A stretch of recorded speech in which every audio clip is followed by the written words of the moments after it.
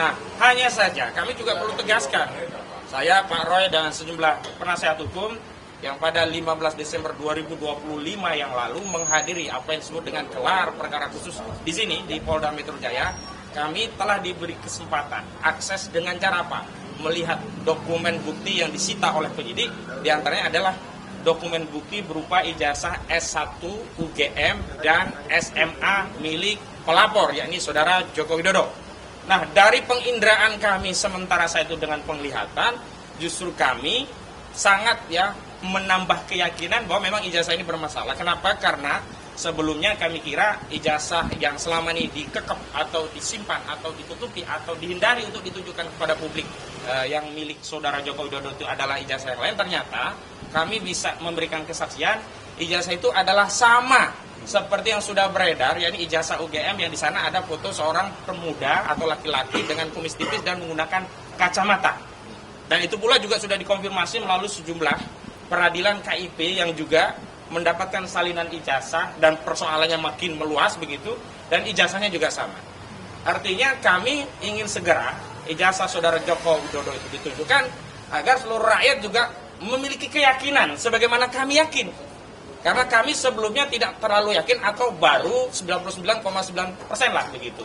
Tetapi ketika kita bisa mengakses langsung ijazah, ya ini sama persis yang kami lihat saat gelar perkara khusus. Karena itu kalau Saudara Joko Widodo meyakini ijazah ini asli, tunjukkan saja kepada publik sebagaimana disampaikan oleh Pak JK.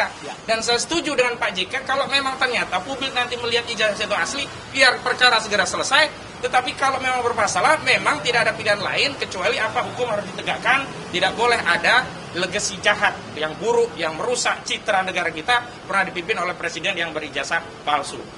Yang kedua, kami ingin memberikan penegasan. Dukungan itu meliputi bahwa selain mendukung Pak JK, kami semua, baik sebagai tim penasihat hukum maupun secara prinsipal, baik secara sendiri-sendiri maupun bersama-sama, siap untuk dijadikan saksi dan memberikan keterangan tentang tidak adanya hubungan kami dengan Pak JK, baik langsung maupun secara tidak langsung, baik hubungan yang bersifat supervisi atau apalagi dalam bentuk pemberian dana, baik dengan nominal 5 miliar rupiah atau nominal yang lain, atau kasarnya saya ingin tegaskan bahwa kami tidak menerima sepeser pun, 1 rupiah pun dana untuk perjuangan ini, baik dari Pak JK atau pihak lainnya, baik untuk kepentingan perjuangan atau kepentingan keluarga kami. Tidak. Kenapa?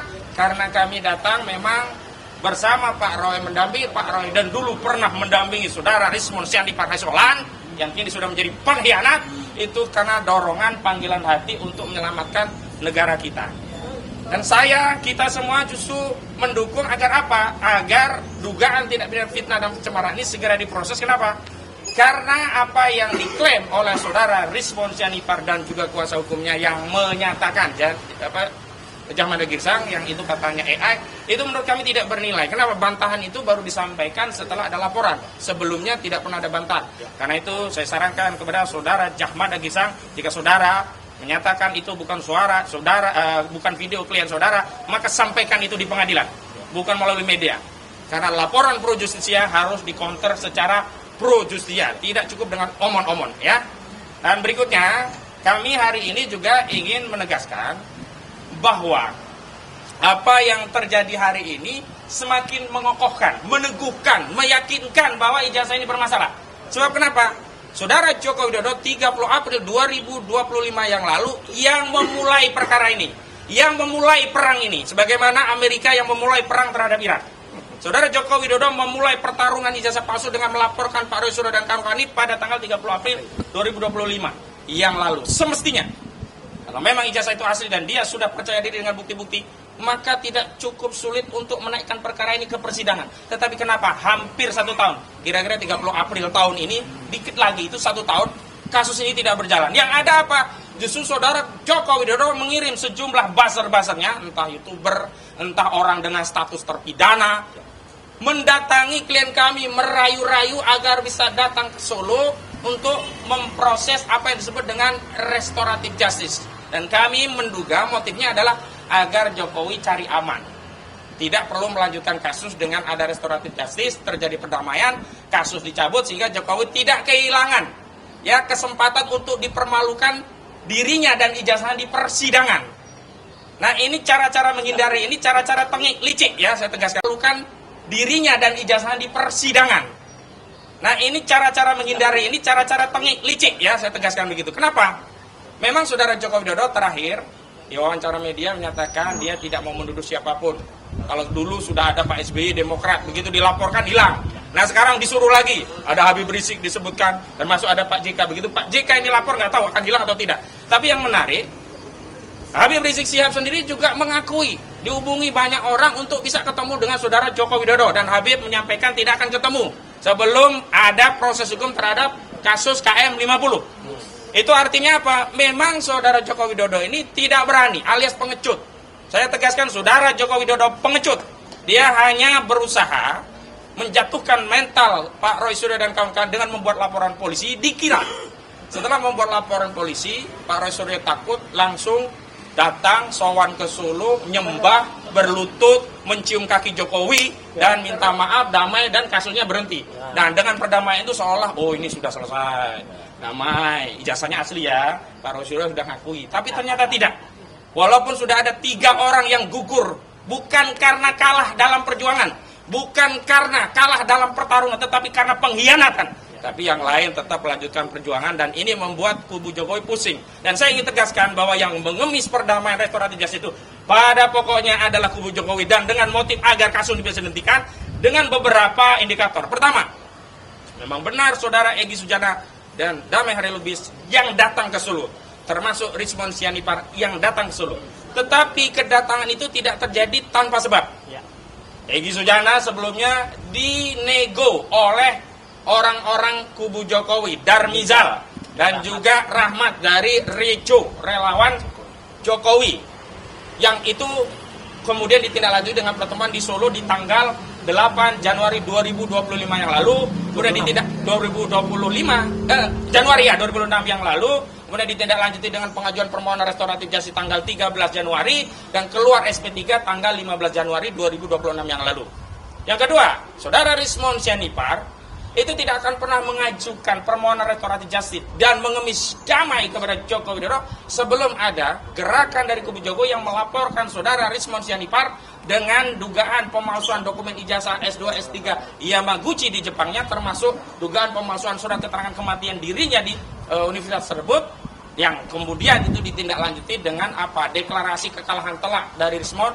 Dan sayangnya Saudara Rizmon Sianipar selain mengaku kalah pada Jokowi juga menjadi pengkhianat. Dia tidak saja damai demi fokus untuk tujuan MP3, dia juga menyerang perjuangan dari kawan-kawan yang dulu mendukung dia. Dulu kita berjuang juga untuk dia. Nah, karena itu kami simpulkan bahwa hari ini kepada seluruh rakyat Indonesia, kasus ini berbelit-belit, biang keroknya Jokowi, bukan kami. Kami sudah siap untuk menghadirkan bukti, saksi, ahli, dan segala hal yang berkaitan dengan proses hukum ini di pengadilan yang terbuka untuk umum. Dan kenapa motifnya? Karena kami ingin juga keyakinan yang hari ini kami yakini ijazah ini bermasalah juga dapat diyakini oleh masyarakat setelah melalui proses persidangan dan melihat langsung barang yang bermasalah itu. Kami sudah melihatnya di tanggal 15 Desember 2025 yang lalu saat gelar perkara khusus. Barangnya tidak beda. Dan terakhir, kami minta kepada seluruh rakyat untuk tetap bersabar. Yuk kita dukung Pak JK. Dan apa yang diserukan oleh Pak JK agar Saudara Joko Widodo menunjukkan ijazah konon asli miliknya, agar apa? Polemik ini bisa segera selesai. Kalau dia benar, maka Roy Suryo biar menanggung konsekuensi hukum. Kalau dia salah, biar dia segera dipenjara. Kenapa? Tidak boleh seperti yang beredar di sosial media, anak-anak kecil sekarang tidak punya insentif untuk sekolah, untuk belajar. Kenapa? Ngapain capek-capek sekolah? Ngapain capek-capek belajar? Buang ijazah palsu saja bisa jadi presiden. Ngapain? Kita bisa aja beli di UGM. Nah, ini kita nggak mau yang seperti ini. Jadi jangan anggap sepele kasus ijazah palsu. Itu pengantar dari saya. Selanjutnya kepada Pak Roy Suryo yang hari ini juga wajib lapor. Silakan Pak. Langsung saya? Ya. Oke. Nanti yang lain nyusul. Baik, Assalamualaikum warahmatullahi wabarakatuh. Ya, saya berdiri di sini bersama dengan teman seperjuangan saya, ya, Bu Kurnia Triwani, dan juga salam dari Pak Rizal Fadila, salam dari Mas Rustam Effendi, yang kami satu grup pembela, yaitu TAKA, itu mengaturkan salam juga dan selamat Hari Raya untuk teman-teman semua yang belum sempat ketemu langsung, ya. Dan juga di sisi sana ada sahabat kita juga, ya, Dr. Tifa, yang juga dibantu oleh teman-teman lawyer yang lain. Artinya gini, tadi yang disampaikan oleh Pak Ustadz Kosinudin dan teman-teman lawyer yang luar biasa di sini adalah pernah juga dituliskan oleh Mas Lukas Luarso. Nah, kayak gini nih. Ya, kalau dulu hanya 2, kalau sekarang 3. 3 tuyul beda nasib. Ya, tak? Yang 2 tuyulnya sudah riang gembira. Karena udah dapat SP3 itu ya? Yang 1 gigit jari. Oh. Ya. Nah, itu karena belum sampai dengan saat press conference ini belum ada SP3. Ya, dan itu memang sudah pantas untuk diterimanya.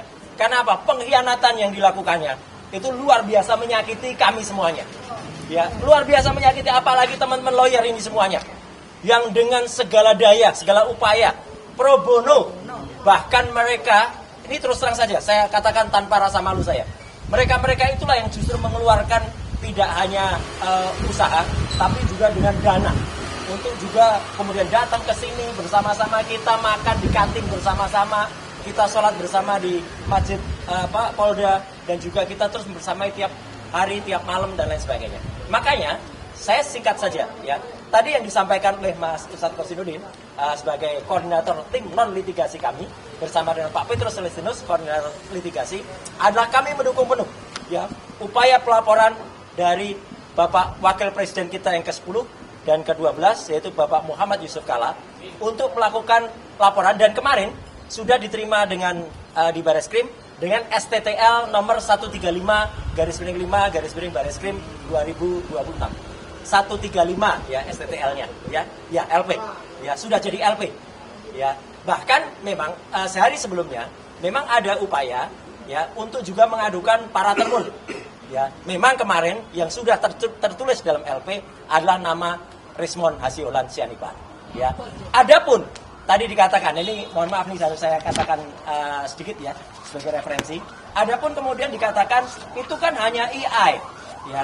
Yang memastikan itu artificial intelligence atau tidak, itu biar nanti penyidik, ya. Tidak boleh kita kemudian memastikan itu AI atau tidak, karena maupun itu AI, apa yang dilakukan Pak JK itu adalah sudah benar, dilaporkan dulu, ya. Karena Pak JK sendiri mengatakan saya nggak tahu itu AI atau tidak. Nah, ini gambarnya, ya. Nah, ini AI, ya. Jadi ini ada videonya, dan kemudian berucap, dan AI itu mohon maaf nih, tidak hanya menyerang pengkhianat ini, tapi juga menyerang sebagian di antara teman-teman semua. Ada teman Kompas yang juga dibikin IE-nya, ini Mbak Adisti, ya. Ada juga Mbak Cindy, ada juga teman dari TV One yang dibuatkan AI, ada teman dari Metro juga, ya. iNews belum dibuatkan AI-nya, mungkin lupa, ya. Tapi artinya apa? Ini jahat banget. Kalau orang melihat AI, artificial intelligence kayak gini, itu bisa saja percaya. Kenapa menggunakan presenter? Karena presenter itu enak dilihat, ya, kemudian bahasanya bagus, dan kemudian mudah dipercaya. Maka selain Rismon Hasiolan Sianipar yang dibuatkan AI, ya, maka harus diperiksa oleh kepolisian. Tapi yang jelas apa? Benar kata Pak JK, bahwa kalaupun itu AI dan tidak, itu biarkan nanti dilidik, adalah yang jelas statement itu ada. AI itu juga pasti ada yang membuatnya. Nah, sekarang siapa yang membuatnya? Tidak mungkin setan, tidak mungkin tuyul yang membuat AI itu kan, gitu. Jadi tetap AI-nya harus ada yang dan celakanya apa? AI itu pun diglorifikasi, ya, diglorifikasi oleh beberapa kelompok. Itu sudah disebut oleh pengacaranya Pak JK kemarin, ya. Termasuk juga misalnya apa? Oleh tuyul-tuyul, ya, oleh para termul, ya, salah satunya termul akut ini yang sempat mengglorifikasi, ya. Saya lupa nih siapa namanya. Kalau nggak salah namanya Andi Asuwan, ya. Ya, gitu, ya. Loh, supaya jelas nanti nulisnya salah, ya. Andi Asuwan, ya, gitu, ya. Nih, ya, gitu, ya, jelas. Dan diglorifikasi oleh kelompok, ini fakta ini, ya, oleh kelompok yang namanya adalah Ceboker Nusantara, ya. Itu kelompok YouTuber, tapi saya kok terlalu indah kata YouTuber, ya. Ceboker. Dan celakanya apa? Ceboker Nusantara itu, ya, dilakukan upacara selamatan, ya, upacara setahun, ya, dan itu oleh bekas presiden juga, ya, gitu, oleh bekas presiden kita di Solo beberapa hari yang lalu, ya. Jadi artinya dia ikut memberikan ucapan selamat dan potong tumpeng. Padahal ketua dari Ceboker Nusantara itu adalah orang yang namanya adalah, saya sebut aja nggak apa-apa, Agri Fanani. Agri Fanani itu nama palsunya, Lengkapnya namanya Thoyib Fanani. Bang Thoyib. Ya, dia sekolah di Sekolah Tinggi Ilmu Pertanian di Solo. Makanya dia menggunakan nama Agri karena pertanian itu adalah Agri, ya. Dan itu anggotanya, waduh, luar biasa hoaxnya. Nah, saya dalam waktu lain nanti akan mengungkapkan bagaimana itu ya, tapi itu ada di Roy Suryo Official. Tapi artinya gini, yang jelas apa?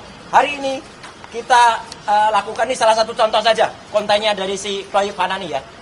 Tuh, TKW ya. Isinya kayak gini nih. Porno. Lah kok yang meresmikan organisasinya bekas presiden. Apa nggak malu dia bekas presiden itu? Ya itu kan luar biasa. Ya. Nah, jadi poin yang kedua yang tadi disampaikan oleh koordinator non litigasi kami, Pak Kosinudin dan teman-teman semua adalah apa? Kita mendukung penuh upaya dari Pak JK untuk kemudian menyampaikan saran sekaligus memaksa ya supaya bekas presiden ini menunjukkan ijazahnya yang sudah kami lihat di gedung ini tanggal 15 Desember lalu, dan itu 99,9% palsu. Tidak benar. Setelah itu ada salah seorang lawyer yang memaksa si Omon itu untuk enggak. Omon itu keluar dari situ langsung bilang ke saya, Mas, dia lihatnya gini. Dia langsung bilang, palsu Mas, palsu. Iya palsu memang. 99,9% palsu. Saat itu setelah langsung saya, Rismon, Rustam itu langsung mengatakan palsu, palsu. Apalagi fotonya jelas palsu. Tidak ada emboss asli. Jadi embossnya itu hanya printing. Emboss asli itu harus bisa diraba dan itu nggak bisa diraba. Dan kemudian tidak ada watermarknya. Jadi jelas betul ya, dan itu yang mau dipaksakan kepada kami untuk diakui. Jadi sekali lagi kita dukung statement Pak JK dan saya siap atau kami siap ya, bukannya saya. Kami siap untuk mendukung menjadi membantu apakah itu menjadi saksi atau menjadi ahli ya dalam perkara ini. Karena sebenarnya semua data-data tentang Ceboker Nusantara, semua data-data tentang ijazah yang 99,9% palsu itu pun sebenarnya ada di tangan kita sudah. Ya, termasuk ada WA palsu. Di sisi lain nanti akan saya sampaikan di tim lawyer berikutnya karena itu menyangkut WA palsu yang mengatasnamakan Dr. Tifa. Tidak akan saya ungkap di sini karena Dr. Tifa bukan kita bela di sini, ya, gitu. Karena nanti akan kita semangat di sana. Tapi yang jelas apa? Jelas betul. Ini hal terakhir yang saya sampaikan, teman-teman semua. Kita pantas yakin, karena tidak hanya Dr. Bonatua Silalahi, tetapi kelompok Bon Jovi, bongkar ijazah Jokowi, yang terdiri dari Bu Lydia, ya, kemudian Bang Samsudin, kemudian juga Pak Lukas Luaso, Pak Petrus Celestino, itu sudah membongkar juga ijazah yang digunakan di tahun 2005 dan 2010. Jelas-jelas ini palsu karena ini fotokopi legalisasinya. Legalisasi itu harus ijazah asli. Maksudnya legalisasinya asli, capnya harus asli berwarna. Ini capnya foto dan ini sama persis. Jadi ini plek-ketiplek. Jadi ini hanya digunakan begitu saja 2 kali di fotokopi lagi. Nggak boleh, ini harusnya ditolak. Dan format ijazahnya ini mengkeret ya, men-squeeze. Itu nggak boleh itu dilakukan. Dan yang paling penting adalah finalnya yang ingin saya sampaikan, kami menolak keras ya apa yang tadi disampaikan oleh Pak Ahmad Kosinudin, ya gitu, bahwa jangankan apapun uangnya, apalagi apa? Uang haram. Wah, gitu. Kita tolak yang namanya anti uang haram. Ya, jadi mau itu 5 miliar, mau itu 10 miliar, itu adalah uang haram. Masya Allah kita tolak itu dan astagfirullah kalau kita dituduh itu. Sama sekali tidak, dan maju terus Pak Muhammad Yusuf Kalla dengan laporannya nomor 135/5/Bareskrim 2026. Sekian, terima kasih. Wassalamualaikum warahmatullahi wabarakatuh.